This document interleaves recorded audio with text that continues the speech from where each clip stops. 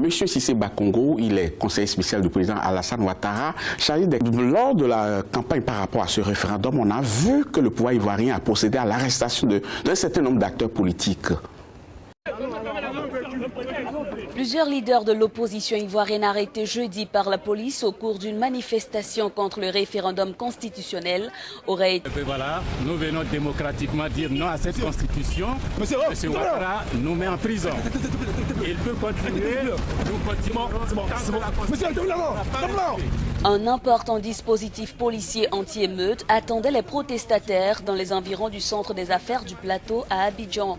Des tirs de rafale et des gaz lacrymogènes ont été utilisés par la police pour disperser cette manifestation. Vraiment choqué de ce qui se passe.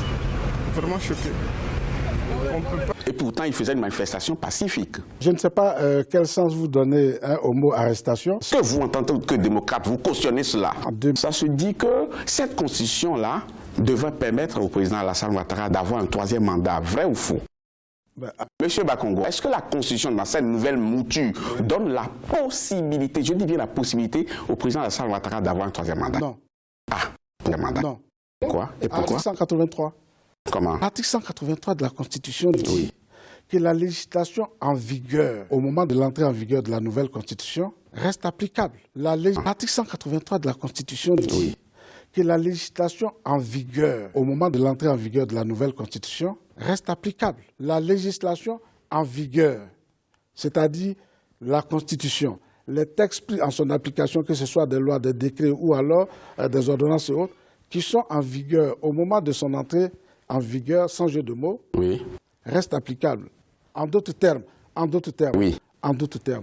l'article 35 de la Constitution de 2000 prévoyait déjà que le mandat du président de la République était de 5 ans, renouvelable une seule fois. Oui, bien entendu. Mais est-ce que vous, aujourd'hui, il faut nous dire, la main sur le cœur, que le président de la République, en 2020, ne se représentera plus?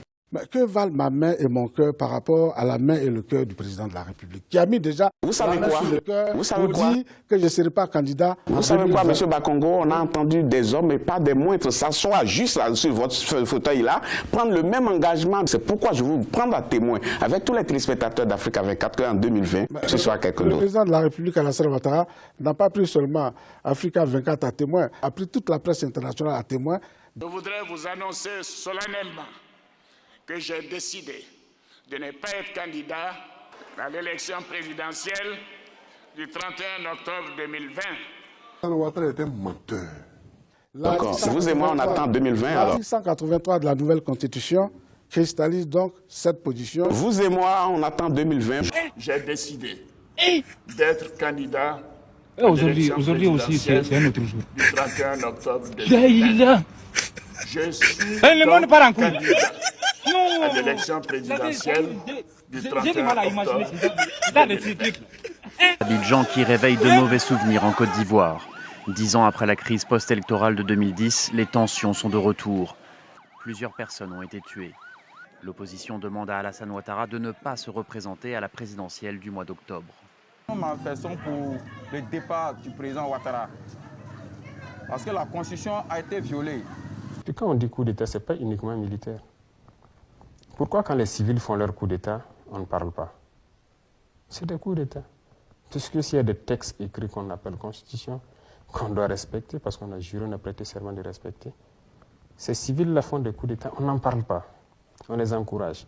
Ils tuent leur peuple, on n'en parle pas. Il n'y a pas de droit de... Plusieurs personnes ont été tuées.